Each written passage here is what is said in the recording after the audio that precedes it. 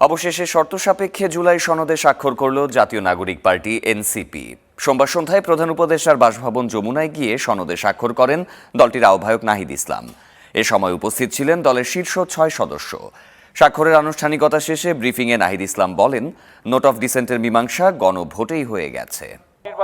নির্বাচিত সরকারের আইনি ভিত্তি নিয়ে সংশয় এবং বাস্তবায়নের রূপরেখায় অস্পষ্টতার কারণে গেল বছরের 17 অক্টোবর জুলাই সনদে স্বাক্ষর করেনি তরুণদের দল এনসিপি।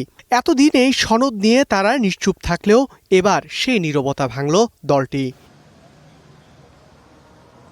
অবশেষে ত্রয়োদশ জাতীয় সংসদের শপথ সামনে রেখে সোমবার সন্ধ্যায় এই সনদে সই করল এনসিপি।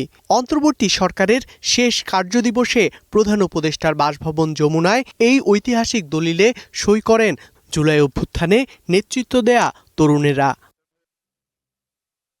আহ্বায়ক হিসেবে নাহিদ ইসলাম এতে সই করেন।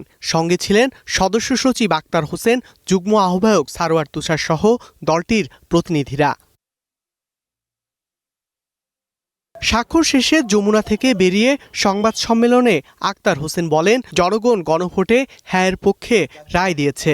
এরপরই অন্তর্বর্তী সরকারের ডাকে সাড়া দিয়ে এই স্বাক্ষরে সম্মত হয়েছেন তারা। আমরা সেই জুলাই জাতীয় সনদে আমরা স্বাক্ষর করেছি এবং আমরা একটা শর্ত সাপেক্ষে সেখানে স্বাক্ষর করেছি।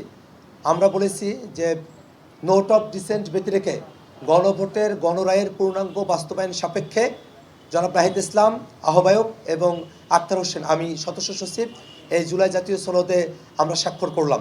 নবগঠিত সংসদে তাদের মূল কাজই হবে জুলাই সনদ বাস্তবায়ন নিশ্চিত করা, জানান নাহিদ ইসলাম। এইটি আমাদের আজকে আমাদের স্বাক্ষরের মধ্য দিয়ে জুলাই জাতীয় সনদ এর সম্পূর্ণতা পেল এবং আমাদের আগামীকাল থেকে এটার কাজ হচ্ছে যে সংস্কার সভা হবে, সংস্কার পরিষদ হবে, সেই সংস্কার পরিষদে এইটা জুলাই জাতীয় সনদ এবং গণভোটের যে আদেশ, সেই আদেশ অনুযায়ী সংস্কারগুলোকে বাস্তবায়ন করা।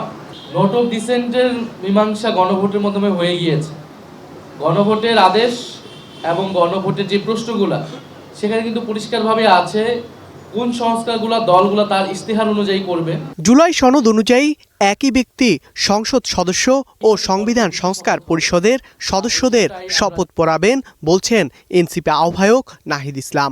এই শপথ কে পড়াবেন এটা নিয়েও কোনো সন্দেহের অবকাশ নেই, কারণ গণভোটের যে আদেশ আছে সেটার 8 নং ধারাতে খুবই সুস্পষ্টভাবে বলা আছে, যিনি সংসদ সদস্যদের শপথ পড়াবেন সেই একই ব্যক্তি সংস্কার পরিষদের সদস্য হিসেবে তাদেরকে শপথ পড়াবেন। ফলে নির্বাচন কমিশনার প্রধান। Star news, Dhaka.